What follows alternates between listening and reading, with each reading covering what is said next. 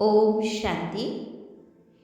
आज प्यारे बाबा के 24/7/1970 के अव्यक्त महावाक्य हैं, जिसमें बाबा ने टॉपिक दिया बिंदु रूप की स्थिति सहज कैसे बने, क्योंकि सारा ही ब्राह्मण जीवन का पुरुषार्थ का सार ही बिंदु रूप अवस्था है और हम सभी ब्राह्मण बस बिंदु रूप स्थिति बनाने का ही प्रयास कर रहे हैं। और इसको हम अगर सहज तरीके से कुछ उसकी विधियां जान लेंगे तो हमारे लिए ये काम बहुत ईजी हो जाएगा और हर मुश्किल का हल हो जाएगा। तो सुनेंगे प्यारे बाबा ने हमें बिंदु रूप अवस्था बनाने के लिए किन किन बातों पर अटेंशन दिलाया। तो बाबा ने कहा, एक तो हमें इस अवस्था को बनाने के लिए एकांत में बैठने की ज़रूरत है। ज़्यादा से ज़्यादा हम एकांत में बैठें, एक के अंत एक परमात्मा की याद में बैठें। और दूसरा, बीच बीच में 1-2 मिनट भी निकाल करके इस बिंदु रूप की प्रैक्टिस करनी चाहिए। तीसरा, संकल्पों की ट्रैफिक को स्टॉप करना चाहिए। चौथा, 1 मिनट के लिए भी चलते हुए कर्म को बीच बीच में रोक कर भी हमें ये प्रैक्टिस करनी चाहिए। पांचवा, बीच बीच में ये प्रैक्टिस करते रहेंगे तो जो भी बिंदु रूप की अवस्था है वह मुश्किल लगती है ना, वह हमारे लिए सरल हो जाएगी। तो ये तो बाबा ने खास हमें बिंदु रूप के लिए कुछ अटेंशन पॉइंट्स दिए। फिर बाबा ने हमें कुछ क्लास कराई है एक इविल सोल आत्माओं को लेकर के, क्योंकि आने वाले टाइम में इविल सोल का प्रभाव भी बहुत ज़बरदस्त होने वाला है और ऐसे टाइम पर हम इन आत्माओं से कैसे बच सकते हैं, अपनी सुरक्षा कर सकते हैं।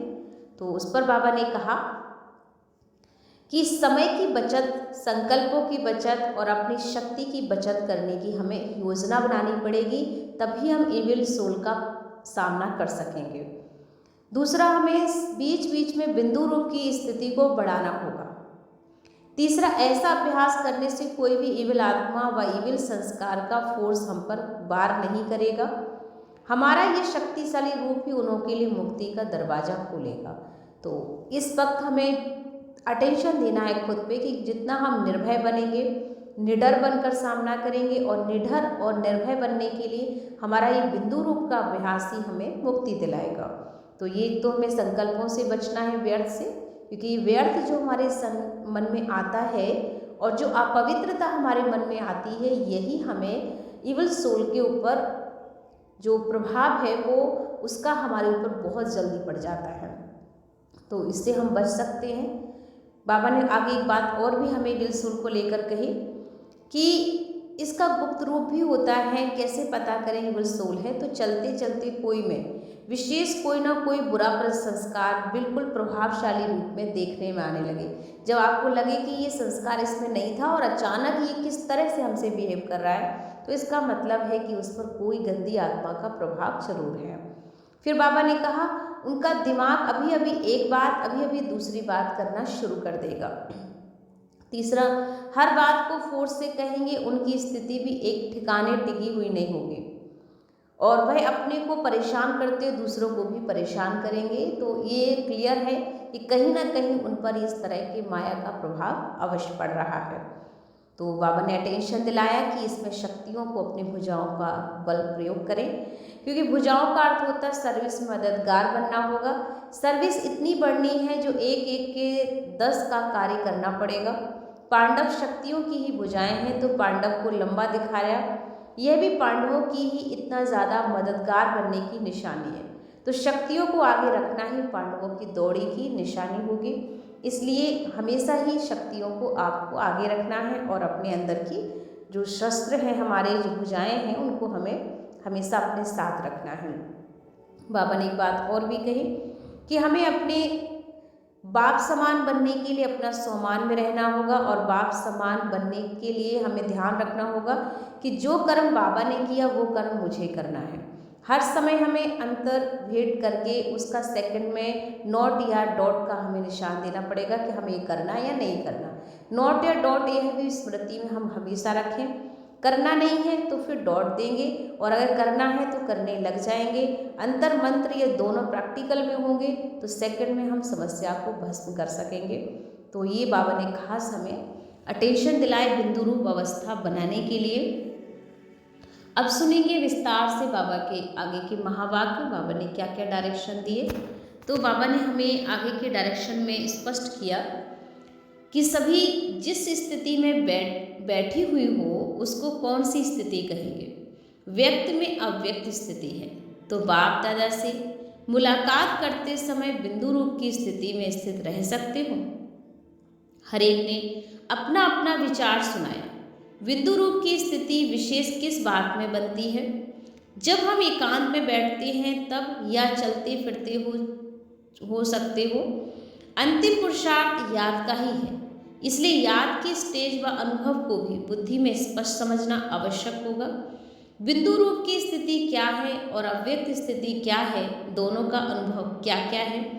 क्योंकि नाम दो कहते हैं तो जरूर दोनों के अनुभव में भी अंतर होगा।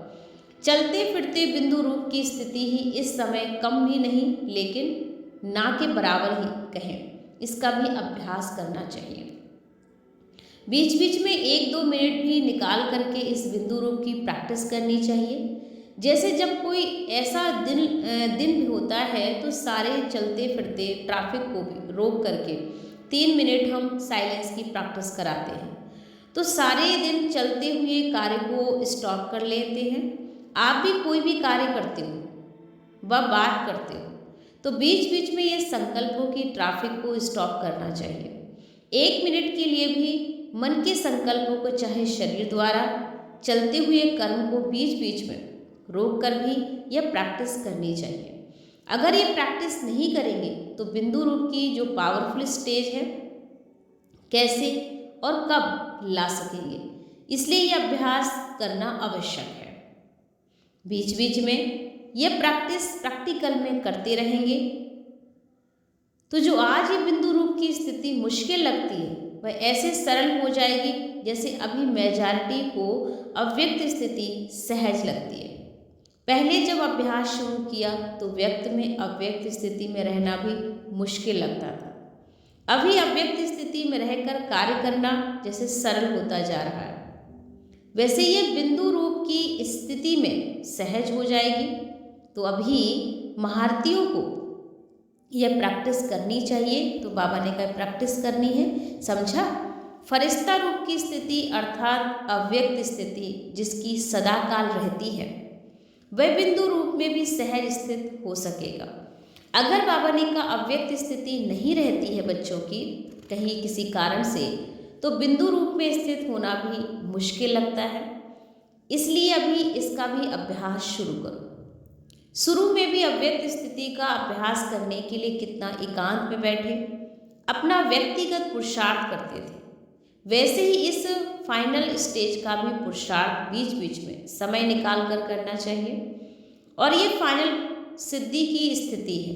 इस स्थिति पर पहुंचने के लिए भी हमें एक बात का विशेष ध्यान रखना पड़ेगा। आजकल वह गवर्नमेंट कौन सी स्कीम बनाती है, उन्होंने प्लान्स भी सफल तब होते हैं जब पहले ये लक्ष्य रखते हैं कि सभी बातों में जितना हो सके इतनी बचत हो, बचत की योजना भी करते हैं। तो समय बचे, पैसे बचे, एनर्जी की भी बचत करना है। चाहते हैं एनर्जी कम लगे और कार्य ज़्यादा हो, तो सभी प्रकार की बचत की योजना करते हैं। तो अब गवर्नमेंट माने जो पांडव गवर्नमेंट को कौन सी स्कीम करनी पड़ेगी, यह तो सुनाया ना कि बिंदु रूप की संपूर्ण सिद्धि की अवस्था को प्राप्त करने के लिए पुरुषार्थ करना ही पड़े। अभी जिस रीति चल रहे हैं उस हिसाब से तो सभी यही कहते हैं कि बहुत बिजी रहते हैं, एकांत का समय कम मिलता है, तो अपने मनन का भी समय भी कम मिलता है। लेकिन समय कहाँ से आएगा?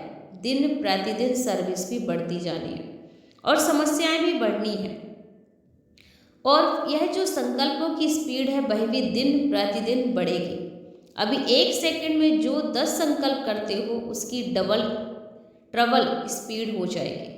जैसे आजकल जनसंख्या का हिसाब निकालते हैं ना कि एक दिन में कितनी वृद्धि हो रही है, यहाँ फिर ये संकल्पों की स्पीड तेज होगी। एक तरफ संकल्पों की और दूसरी तरफ इविल स्पिरिट्स की भी वृद्धि होगी। लेकिन इसके लिए बाबा ने कहा एक विशेष अटेंशन रखना पड़ेगा जिससे सर्व बातों का सामना कर सकेंगे, और वह यह है कि जो भी बात होती है उसको स्पष्ट समझने के लिए 2 शब्द याद रखना, एक अंतर है और दूसरा मंत्र है। जो भी बात होती है ना उसका अंतर करो कि यह यथार्थ है या अयथार्थ है, बाप दादा के समान है व नहीं है, बाप समान है या नहीं है। ये एक तो हर समय अंतर माने भेंट करके उसका एक सेकंड में नॉट या डॉट करना नहीं है तो फिर डॉट कर देंगे, अगर करना है तो करने लग जाएंगे। तो नॉट और डॉट यह भी स्मृति में रखना होगा। अंतर और मंत्र दोनों प्रैक्टिकल में होंगे, दोनों को भूलेंगे नहीं तो कोई भी समस्या व कोई भी इविल स्पिरिट्स सामना नहीं कर सकेगी।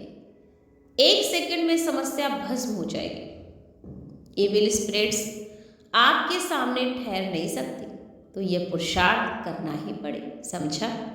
इविल स्पिरिट्स का रूप भी कौन सा है? उनका स्पिरिट रूप है किन्हीं आत्माओं में प्रवेश होना, लेकिन इविल स्पिरिट्स का कुछ गुप्त रूप भी होता है। चलते चलते कोई में विशेष कोई ना कोई बुरा संस्कार बिल्कुल प्रभावशाली रूप में देखने में आएगा, जिसका इफेक्ट क्या होगा कि उनका दिमाग अभी अभी एक बार, अभी अभी दूसरी बार, यह भी फोर्स से कहेंगे, उनकी स्थिति भी एक ठिकाने टिकी हुई नहीं होगी।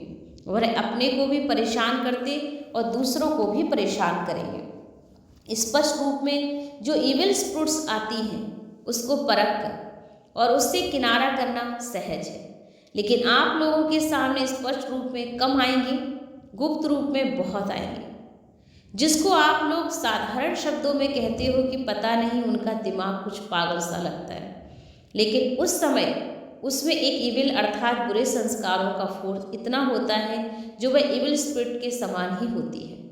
जैसे वह बहुत तंग करते हैं वैसे यह भी बहुत तंग करते हैं। यह बहुत होने वाला है, इसलिए सुनाया कि अभी समय की बचत है, संकल्पों की बचत है, अपनी शक्ति की बचत है। ये योजना बनाकर बीच बीच में इस बिंदु रूप की स्थिति को बढ़ाओ। जितना बिंदु रूप की स्थिति होगी उतना कोई भी इविल स्पिरिट्स व इविल संस्कार का फोर्स आप लोगों पर वार नहीं करेगा और आप लोगों का शक्ति रूप ही उन्हों को मुक्त करेगा।